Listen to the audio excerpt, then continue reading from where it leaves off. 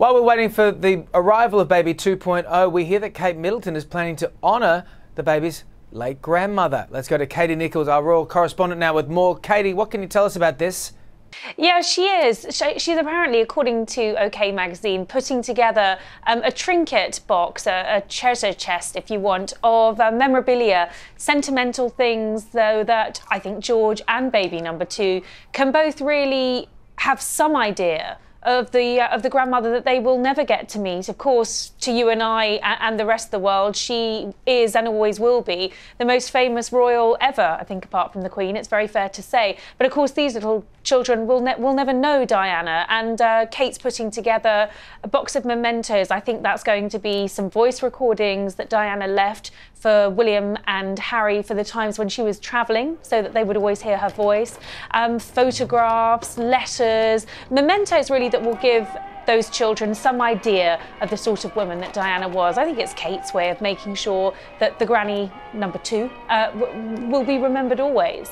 That's interesting. It makes me feel like this is very possibly going to be a girl, but let's not go into that at the moment. Let's talk about godparents. We're getting to that time where you're choosing godparents for the child. Do we have any inside word yet from you, Katie, of who they may be? Well, the bookies are putting their money really on Pippa and Harry, and I think I'm inclined to agree, because remember they were overlooked last time. The couple chose 7 godparents, didn't they, for Prince George, and it was quite surprising given Harry and Pippa's very important roles at the royal wedding and their closeness to their respective siblings. I was quite surprised that they didn't choose Pippa and Harry, so I wonder if they'll be making an appearance this time round. Those figures are 6-1 and 4-1, so quite high on the betting front. And then way out there is Posh and Bex at 50-1. I really don't think that that's going to happen.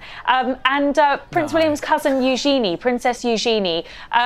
It's possible, but I don't think Eugenie and William are that close. Eugenie's very close to Harry, less so to William, so I don't expect to see Eugenie or Beatrice on that list. I think possibly Pippa, possibly Harry, and certainly their friends, because if you look at everything William and Kate do, it's about their friends and their close family, and I think that's what we'll see in the godparents. Well, let's stay on Prince Harry. He's over here, obviously, working with the army at the moment, working very closely here in Australia. But we hear his tour of duty down under might be extended. How so?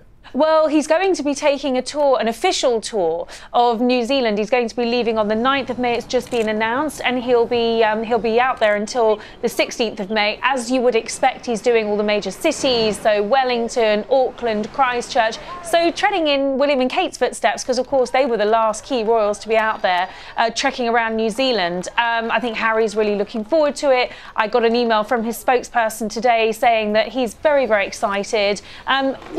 People are saying this is a gap year. I mean, he's actually working very hard with the Australian Defence Force and actually carrying out a tour of duty for the Queen. So I think he's making the most of his time down under, and I think New Zealand would be pretty upset if he'd spent a month with you guys down under and hadn't popped across to go and say hello to them too.